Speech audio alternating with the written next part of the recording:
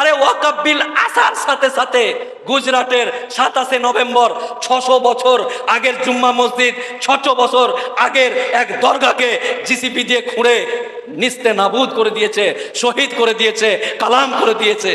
আপনি বলছেন অনেক দূরে আছে, এগুলো গুজরাটে হয়, ইউপিতে হয়। কেন গুজরাটে ইউপিতে কেন? আদিনা মসজিদে হয় মালদার, এইখানে হয়, মুর্শিদাবাদে হয়, মালদায় হয়। আপনি ইউপি আর গুজরাট দেখতে দেখতে আপনার বাপের কবর অবধি পৌঁছে গেছে। তাই সজাগ সচেতন হওয়ার আহ্বান জানিয়ে আপনাদেরকে সুন্দরভাবে দেখেন, আমি অনেক কড়া বক্তব্য দিই, অনেক জোরে বক্তব্য দিই। আমি সবার এই হাত আমার বাপ চাচাদের পায়ের কাছে রেখে বলছি, এই হাত আমার ইয়াং তরুণ ভাই যাদের রক্ত টকবক করছে তাদের হাতে হাত রেখে বলছি, ভাই, ব্রাদার, চাচাজি, এটাই শেষ আন্দোলন।